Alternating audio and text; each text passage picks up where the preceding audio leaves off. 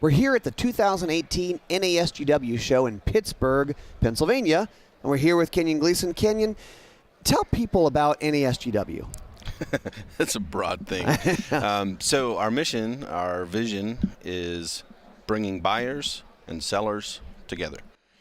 Too much in today's environment, we focus on electronics and everything being done on the internet, and all of the sort of traditional communication models of face-to-face, right, sitting next to each other, have sort of fallen away. And so our job, we think, is to really try to bring people together, let them have that opportunity to really get to see each other face-to-face. You can read body language, you can see their eyes, and you can have those conversations in a meaningful, strategic way. It's a quieter show, right, so that we can really have time to focus on the products and the sales models and all of the things that you need to do to put your business plans together. So that's really what NASGW is. I mean, National Association of Sporting Goods Wholesalers, yes, and we have a whole variety of different companies, but at the end of the day, it's really about bringing buyers and sellers together. And when we're talking about that, we're really saying this is a room, all these booths are full of manufacturers, yes, guns, optics, accessories, yep, and then you have a bunch of distributors and sales groups, rep groups, is that right? That's correct. So on the distributor front, we have 34 distributor members, and so they bring their buying teams. Gotcha. And those buyers, a couple hundred of them, are going around the floor. There are a lot of meetings, of course, set up in advance, and then some of those buyers will peruse the floor and see things maybe that they want to add to their product line and put into inventory, and so they'll go out and touch base with some of the newer companies that are here. The manufacturer reps are here. They are learning, they're training. The manufacturers use this as a great opportunity to really teach them the new sales tools and give them a look at the new products, so that when they go to either visit with the distributor or visit with those distributors' end customers, the retailers, they know, yep, then they can know exactly how to do that product in the best way, and they can partner with that distributor in making that happen. Yeah, and like you're saying, like the whole electronics are great, but when you can get together face-to-face, and not just face-to-face, but like gun-to-face. Right. Get Yeah, your hands on exactly. the gun and get some training and explanation about it, because, you know, the distributors, they may say, I don't know if I want to carry this product, but once they see it in action, they go, oh, this makes sense. And the dealers are going to like this, and customers are going to like it. It's going to help everybody sell more and have a good experience when they go out shooting or hunting. That's absolutely correct. And then when they're doing the sales aspect of it back at their home distributor shop, or as they're out doing their phone calls and visits with retail, they've touched it, they've felt it, and they can explain better how it works and why there's a uniqueness to it or some special feature or something of that nature. It's just, yeah, you've seen it, you've touched it, now you can go do it.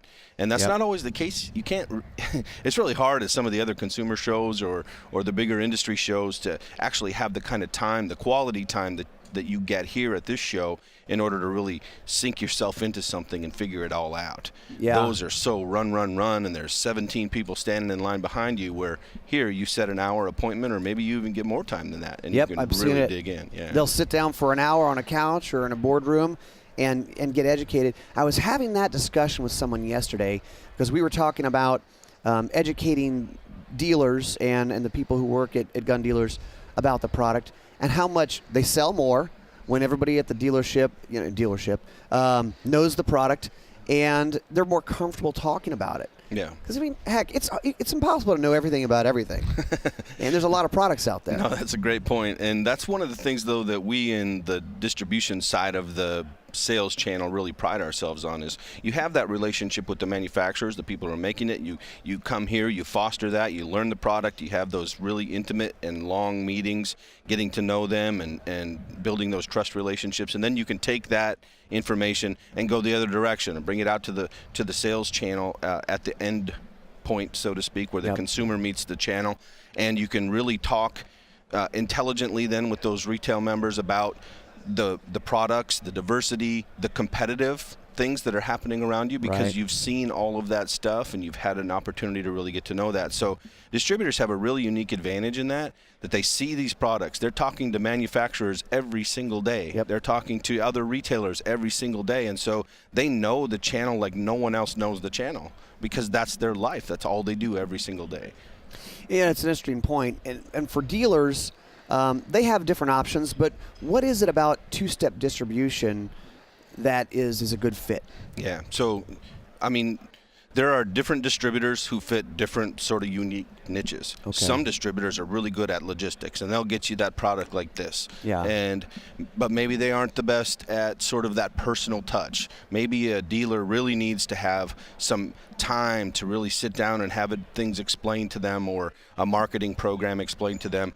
Some distributors are really good at that. Yeah. They're very good at that intimate personal relationship side of things, but maybe they're not, the fastest, or maybe they don't have quite as big a selection as a larger distributor. So it's really, matching what you want and what you need as a business owner to what the distribution base offers. And there's a variety of different distributors. Many retailers will use 5, 10 different distributors for that reason alone. Sure, it's a good mix. Exactly. Yeah, they can get the mix of different products. They can get the mix of different attitudes and mentalities of how those distributors work. And it's just, I think, really the best of all worlds, because you can find those people that match who you are and then take advantage of those relationships. Yeah, kind of what's needed for your business. Exactly. Now, we're here at the show. If someone's watching this and haven't been before, who should attend this show? What is it good for? Yeah, so in general, this show is somewhat unknown in the industry. Obviously, the manufacturers know it really well. If you're a manufacturer and you're interested in trying to start doing high volume sales, you want to not have to worry about doing the selling yourself like at a million different retail shops. Right. You're interested in just kind of making product. You want to get that product out, but you don't want to have to go through all the hassles and the details of having a sales team or all of those things. You come here, you meet with the distributor, and in one meeting, you can make your sales year. It's a good point. There are certain companies in this room who are very innovative, and their heritage is because the founder is a mechanical engineer, an inventor of some sort. And a lot of times, I'm a media marketing guy, but a lot of times they hate marketing, they hate sales media. Oh, yeah. It's like, can I just go back with my CNC machine and make something amazing? And I guess that's kind of what you're saying. That's the message we tell manufacturers all the time. As distributors, we allow you to do what you do. Yeah. Go be the best manufacturer you can possibly be. Let us be the logisticians. Let us do the work of taking those products and getting them out. You teach us, train us, give us all your tips and tricks, tell us all the neat little cool doodads and gadgets, and we'll then translate that, because we have that passion. We can go out and we can sell that to the retail community, and we can transfer that information. Does that always happen perfectly? Of course not. That's not, human beings are imperfect, and so you're not always going to make the best. And so sometimes those relationships get a little strained. You got to just be honest and work through it, deal with it. Yeah. Or in this case, and I hate to say this, but sometimes you got to find a different distributor, somebody who works, again, with you and the way that you like to do business. Right. And that's what having 34 distributors offers you. You can find the one that's the best fit for you. Okay. Now, this show moves each year.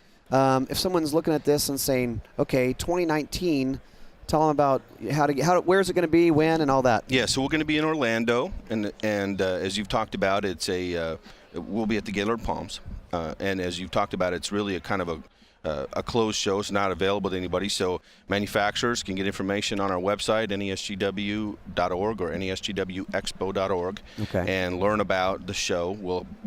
It'll be a few weeks before we get all the details out there, obviously, about next year. But as soon as this show ends, we'll put up the face page for next year, and the process begins again. So we're already selling the booth spaces out here. All the manufacturers are already working to secure their spot for next year.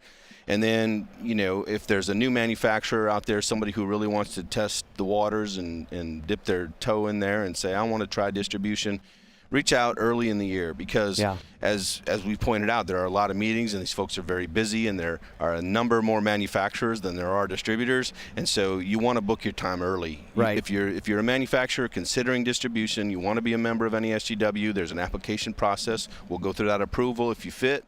And I'll be honest with companies. I'll tell them sometimes, I don't know that you're a good fit. You're not ready, or whatever. You don't have a pricing structure that's really good for distribution. You probably don't have the kind of volume capability that really makes sense. Right. You might want to think about it. We're not interested in getting rich or taking people's money for no reason. I really try to encourage people, have it all in place, do your upfront legwork, and this show can be super successful for you. We've got innumerable testimonials to that, of companies who come here. They've had a couple meetings.